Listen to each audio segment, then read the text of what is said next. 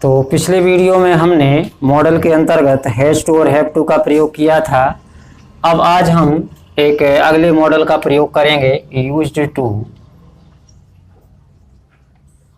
देखो, used to का प्रयोग ऐसी स्थितियों में किया जाता है जहां कोई काम हमने आदतन रूप से किया हो या किसी भी व्यक्ति ने कोई काम आदतन रूप से किया है।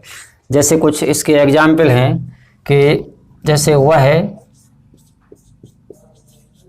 स्कूल जाया करता था।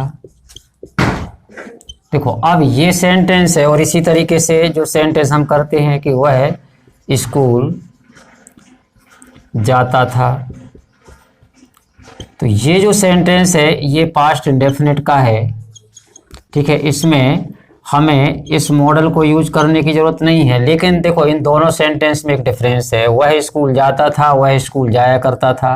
तो ये इस तरीके के जो सेंटेंस हैं जिसमें हमें किसी हैबिट के बारे में पता चलता है, वहाँ हम यूज करते हैं किसका, यूज्ड टू का। और भी कुछ एग्जाम्पल लें, जैसे वह फुटबॉल खेला करता था, और दूसरा सेंटेंस है वह फुटबॉल खेलता था।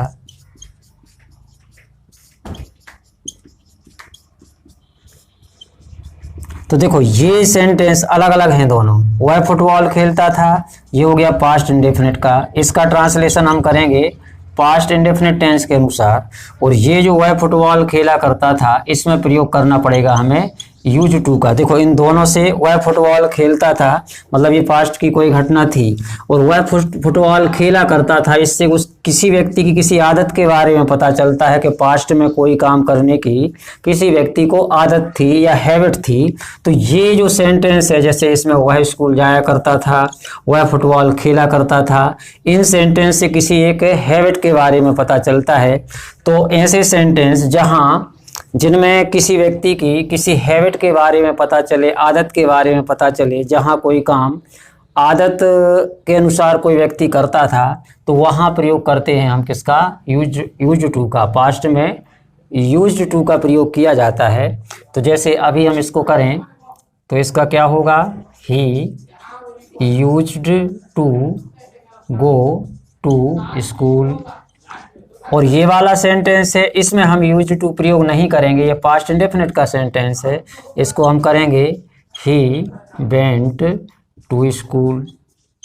इसी प्रकार ये वाला जो सेंटेंस है, वह फुटबॉल खेला करता था, इसको हम करेंगे तो इसमें एक आदत व्यक्त की गई है कि वह फुटबॉल खेला करता था या उसको फुटबॉल खेलने की आदत थी। तो he used to play football. लेकिन इसी से थोड़ा सा डिफरेंस है नीचे वाले सेंटेंस में, वह फुटबॉल खेलता था, तो इसका क्या हो जाएगा, ही प्लेड फुटबॉल। मतलब इन दोनों सेंटेंस में कुछ डिफरेंस है। तो देखो, अब हम यूज टू को, ये सेंटेंस जो हमने कुछ दिए थे कि यूज टू के प्रयोग में और जो पास्ट इंडेफिनिट का सेंटेंस है उनमें कुछ डिफरेंस है। उस डिफरेंस को समझने के लिए हमने ये सेंटेंस लिखे थे। अब हम इसको फिर करते हैं।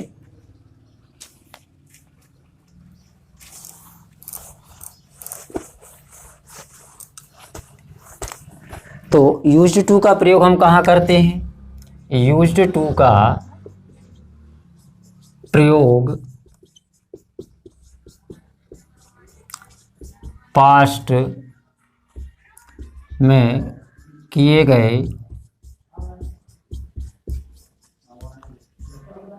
किसी ऐसे कार्य को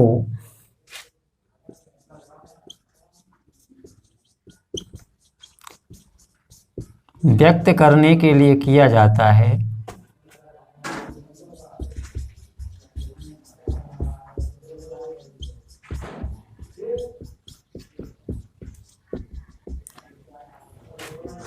जो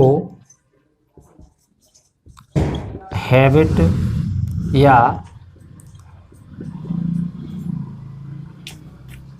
आदतन रूप से किया गया हो।